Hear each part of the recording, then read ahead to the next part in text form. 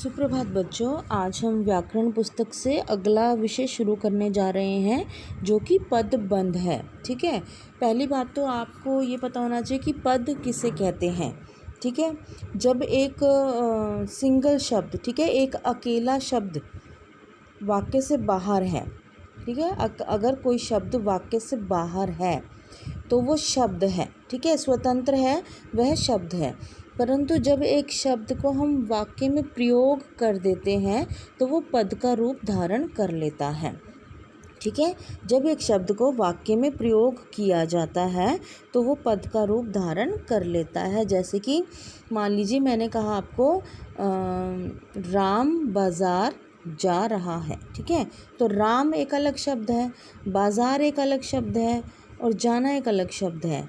ठीक है, और अगर मैं इसको सेंटेंस में यूज़ कर दूं कि राम बाज़ार जा रहा है, मैंने इसका एक वाक्य बना दिया, तो समझ लीजिए इन शब्दों ने पद का रूप धारण कर लिया। ठीक है, इन शब्दों ने एक पद का रूप धारण कर लिया। यानी कि अगर हम आम भाषा में कहते हैं कि जब एक शब्द जो है वाक्य से बाहर है, एक स्वतंत्र इकाई है, तब तक जो है वो एक शब्द रहेगा। लेकिन जैसे ही वो वाक्य में प्रयोग किया जाएगा, ठीक है, व्याकरण के नियमों में बंधकर जब वो वाक्य में प्रयोग होता है बेटा, तब वो पद का रूप धारण कर लेता है। ठीक है, तो अभी अगर हमें शब्द और पद का पता होगा तब हम आगे जाके पदबंध करेंगे। तो अभी हम शुरू करते हैं आपका पदबंध, यानी कि जो पद है वो बंधा हुआ है। पद क्या? जब एक शब्द वाक्य में प्रयोग हो गया है तो वो पद का रूप धारण कर लेता है। और अगर हम यहाँ देखें कि पदबंध का अर्थ क्या है, पदों में बंधा हुआ जब दो या दो से अधिक पद मिलकर एक ही व्याकरणिक इकाई का काम करते हैं। ठीक है, वे एक ही व्याकरणिक इकाई का काम करते हैं तो ऐसे पद समूह को पदबंध कहते हैं।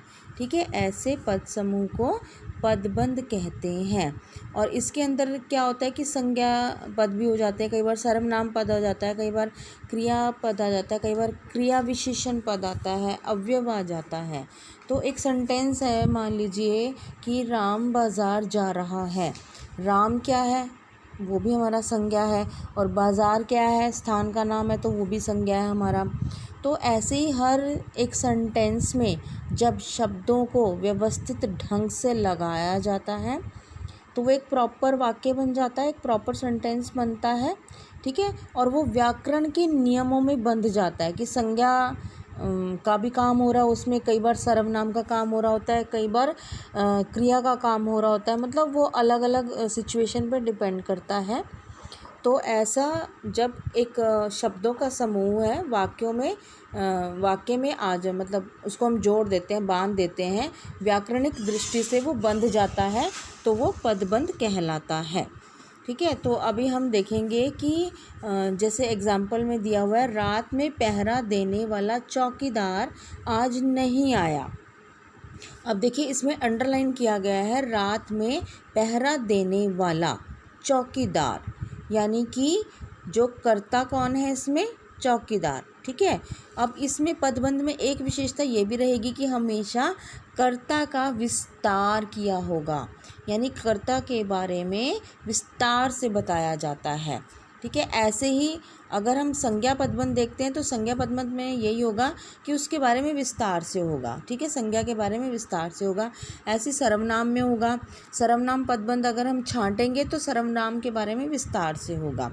ऐसी क्रिया में होगा और ऐसे ही क्रिया विशेषण में होगा। ठीक है, तो विस्तार से बताया जाता है। पदबंध की मुख्य जो महत्वपूर्ण बात यह है कि इसमें विस्तार से बताया जाता है, चाहे वो संज्ञा वाला हो, चाहे वो सर्वनाम हो, चाहे विशेषण हो, चाहे क्रिया हो, चाहे क्रिया विशेषण हो। अब देखो इसमें अगर हम देखें कि रात में पहरा देने वाला चौकीदार आज नहीं आया, तो चौकीदार के बारे में बता रहे हैं ना कि जो रात में पहरा देता है। तो अगर आपको मान लीजिए अंडरलाइन कर देते हैं, रात में पहरा देने वाला चौकीदार, चौकीदार शब्द तक अंडरलाइन किया हुआ है सिर्फ।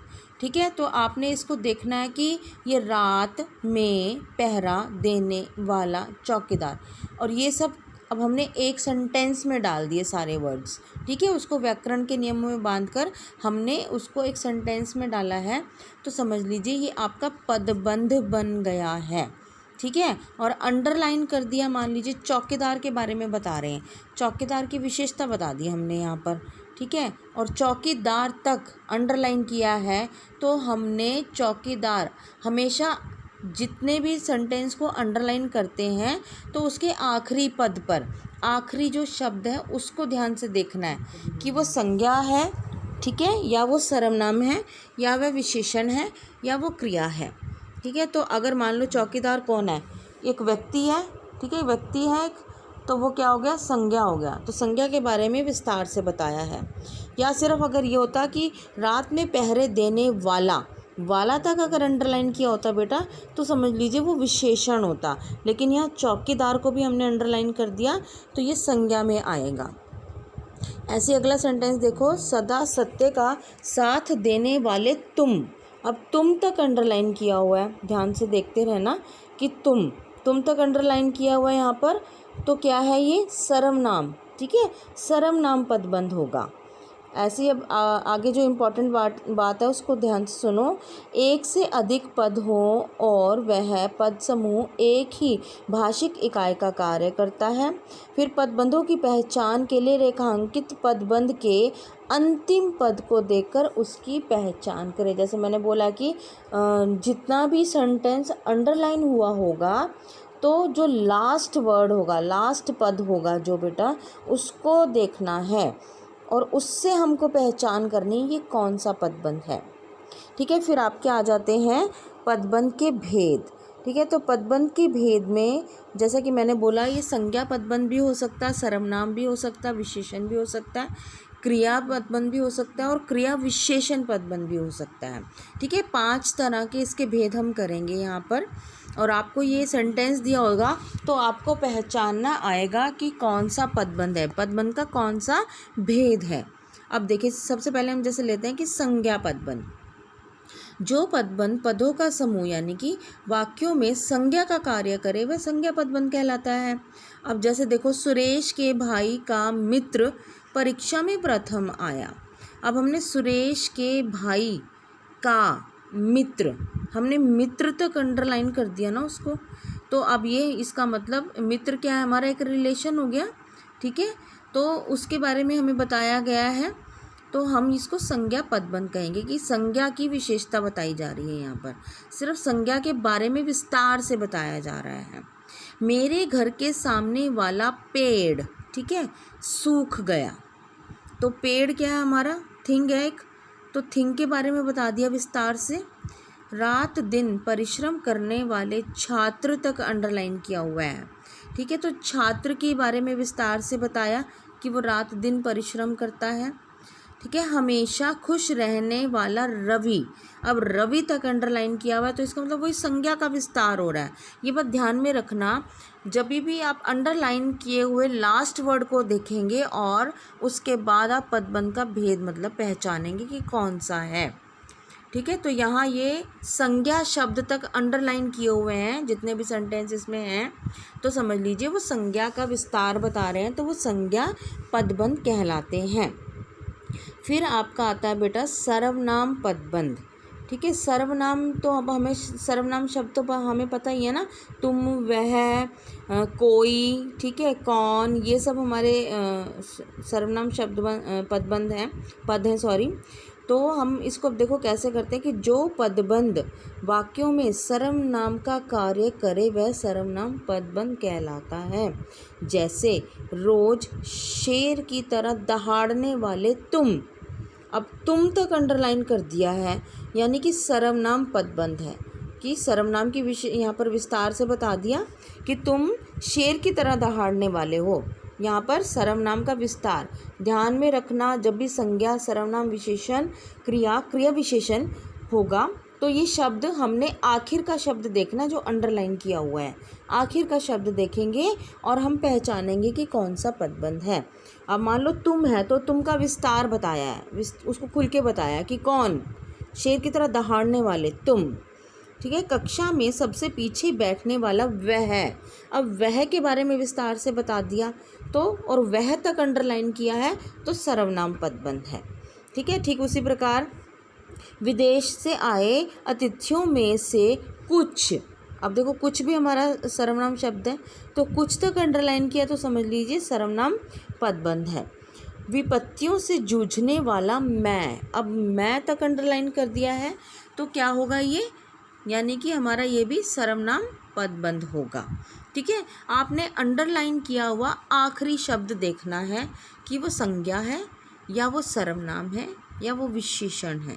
ठीक है, अब विशेषण में देखो इसमें थोड़ा सा अलग आता है काम।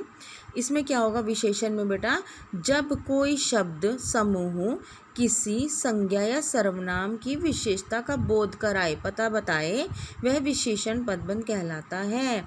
जैसे सदा सच्चाई का साथ देने वाले लोग। ठीक है, लोगों की विशेषता बता दी यहाँ पर, लेकिन जो विशेषण है सिर्फ उसी को अंडरलाइन किया हुआ है। ठीक है, विशेषण संज्ञा को तो है पीछे रखा है और विशेषण को अंडरलाइन किया कि लोग कौन है, सदा सच्चाई का साथ देने वाले, लोगों की विशेषता को अंडरलाइन कर दिया। अब आपने यहाँ पे ध्यान देना है ये कि यहाँ पे सिर्फ विशेषण, जो वाक्य है जिसमें विशेषण है उसी को अंडरलाइन किया हुआ है और उसके तुरंत बाद जो है संज्ञा आएगा या सर्वनाम आएगा। ठीक है, भारत की, अब खेत में बोए गए, गए तक अंडरलाइन किया है, पेड़ को अंडरलाइन नहीं किया। तो ये ध्यान रखना कि सिर्फ जो विशेषण वाला पार्ट है ना वही जो है अंडरलाइन किया होगा। ठीक है, तो पेड़ों की विशेषता क्या बताई गई, जो खेत में बोए गए हैं।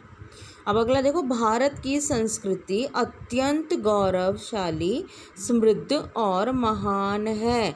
किसकी संस्कृति के बारे में बताया, भारत की संस्कृति के बारे में विशेषता बता दी ना, तो अंडरलाइन वर्ड क्या है, विशेषण है, तो ये कौन सा हो गया, विशेषण पदबंध हो गया। ऐसे अगला होगा, मैंने एक शिक्षाप्रद, मनोरंजक और उद्देश्यपूर्ण फिल्म देखी। अब फिल्म को तो अंडरलाइन नहीं किया ना, लेकिन फिल्म के बारे में बता दिया। ठीक है, फिल्म के बारे में बता दिया और ना ही मैंने को अंडरलाइन किया हुआ है ताकि हम इसको सर्वनाम का नाम दे देते, पर सिर्फ जो विशेषण है, जो विशेषता बताई जा रही, जो पर्टिकुलर सेंटेंस या पर्टिकुलर वर्ड्स हैं, सिर्फ उन्हीं को अंडरलाइन किया है। अब फिल्म की विशेषता बता दी तो इसका मतलब ये भी आपका विशेषण पदबंध है। ठीक है बेटा, तो यहाँ पर अभी हम इसके ये 3 भेद ही करेंगे।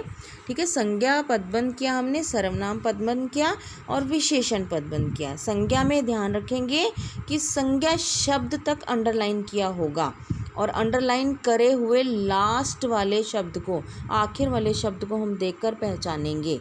ऐसे ही सर्वनाम में सर्वनाम शब्द तक जो है वो अंडरलाइन किया होगा, यानी तुम, वह, मैं, ठीक है, कुछ, कौन, ऐसे शब्दों तक अंडरलाइन होगा, तब यहाँ हमें पता चल जाएगा। और विशेषण में क्या होता है कि सिर्फ जो विशेषण है, सिर्फ जो विशेषता बताई जा रही है, सिर्फ उसी को अंडरलाइन किया होगा और उसके तुरंत बाद जो है संज्ञा शब्द आ जाएगा या तो सर्वनाम शब्द आ जाएगा।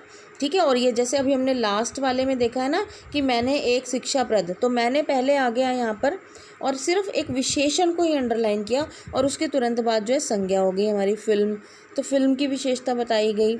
तो हमने सिर्फ अंडरलाइन जो सेंटेंस होता है उसके आखिरी वाले शब्द को देखकर पहचानना है कि वो संज्ञा है या सर्वनाम है। ठीक है, तो अभी हम इसको यहीं तक करेंगे और इसके अगले 2 भेद हम कल करेंगे। धन्यवाद।